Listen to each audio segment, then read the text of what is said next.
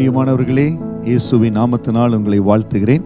சங்கீதம் 31:19 உமக்கு பயந்தவர்களுக்கும் மனுபுத்தருக்கு முன்பாக உம்மை நம்புகிறவர்களுக்கும் நீர் உண்டு பண்ணி வைத்திருக்கிற உம்முடைய நன்மை எவ்வளவு பெரிதாயிருக்கிறது. ஆண்டவரே, உங்க விசுவாச ஓட்டத்துல நம்பிக்கையா இருக்கிறனே, உங்க வாக்குத்தத்தங்களை அறிக்கை செய்யறனே, என்னை அழைத்த ஆண்டவனை உயர்த்துவார்னு விசுவாசத்தோடு இருக்கிறேனே, ஏன் ஆண்டவரே பெரிய அற்புதம் என் வாழ்க்கையில் நடக்கல? கேள்விகள் வரும். நம்முடைய விசுவாச பிரயாணத்துல கேள்விகள் வரும், சந்தேகங்கள் வரும்.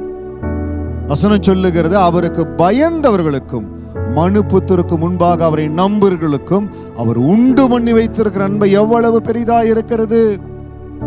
யோசேப்புக்கு அவனுடைய வாலிப நாட்கள்ல கர்த்தர் ஒரே ஒரு தரிசனத்தை கொடுத்தார். அந்த தரிசனத்து நிமித்தம் கடந்து வந்த உபத்திரவங்கள், பாடுகள் அதிகம். ஆனால் 13 ஆண்டுகள் யோசேப்பு அதை சகித்து வந்த பொழுது அவர் உண்டு பண்ணி வைத்திருக்கிற நன்மை பெரிதாயிருந்தது. தேவ பிள்ளைகளே, கர்த்தர் ஒரு தரிசனத்தை கொடுக்கிறார். நம்மை நடக்கும்படியாய் அவர் நடத்தி வருகிறார். ஒரு லக்க உங்களுக்கு காண்பிச்சிருக்கிறார்.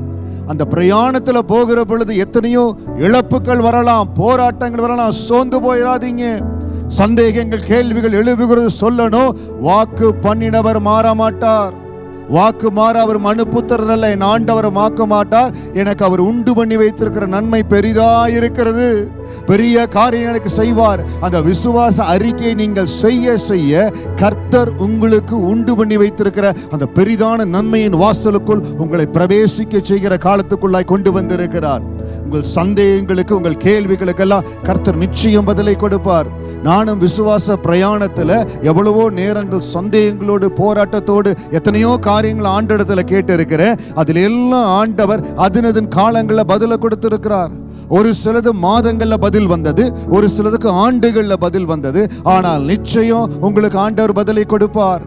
ஆண்டவரால் தொடப்பட்டு 2000வது ஆண்டு உனக்கு பிள்ளையை ஆசீர்வதிப்பேன் ஆண்டவர் சொன்னார். 2001, 2002 காத்திருந்தோம். மிகுந்த கடின சூழ்நிலை. ஆண்டவரே, நீங்க சொன்ன வாக்கின்படி கிடைக்கலையேன்னு காத்திருந்தோம்.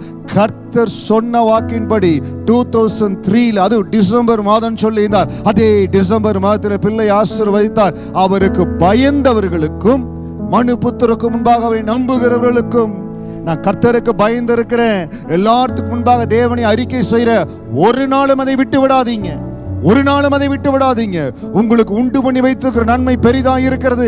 அந்த நன்மையின் வாசலுக்குள்ளாய், அந்த நன்மைக்குள்ள நீங்க பிரவேசிக்கிற காலத்துக்குள் வந்து விட்டீங்க. அந்த ஆசீர்வாதமான மழை உங்களை சந்திக்கிற காலத்துக்குள்ளாய் வந்து விட்டீங்க.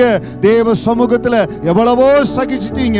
தேவனுக்காக எல்லாவற்றையும் தாங்கி, ஆண்டவரே உங்களுக்காக நிக்கிறேன், எனக்காக சங்கீதம் 31:19 படி நீங்க உண்டு பண்ணி வைத்திருக்கிற நன்மை பெரிதா இருக்கிறது, அதை நான் சுதந்திரிக்க போறேன்னு சொல்லி விசுவாச அறிக்கையோடு தைரியமா காத்திருங்க. கர்த்தருடைய ஆவியானவர் உங்களுக்கு உதவி செய்வார். உங்க ஆசீர்வாதத்தின் நாட்களுக்குள்ள, பெரிதான நன்மையின் நாட்களுக்குள்ள உங்களை பிரவேசிக்கும்படியா பரலோகம் ஆயத்தப்பட்டு இருக்கிறது. நிச்சயம் அந்த பெரிய காரியத்தை கர்த்தர் உங்களுக்கு செய்வார். நீங்க எதிர்பார்க்கிற அந்த வீடு, குழந்தை ஆசீர்வாதம், வேலையில பெரிதான உயர்வை கர்த்தர் உங்களுக்காக ஆயத்தப்படுத்தி இருக்கார். at the right time the blessings will reach you. சரியான நேரத்தில் கர்த்தர் உங்களை சந்திக்க போறார். பலத்தோடு, விசுவாச அறிக்கையோடு துதித்துக்கொண்டு காத்திருங்க. கர்த்தருடைய ஆவியானவர் உங்களுக்கு சகலத்தையும் நேர்த்தியாய் செய்வார். God bless you.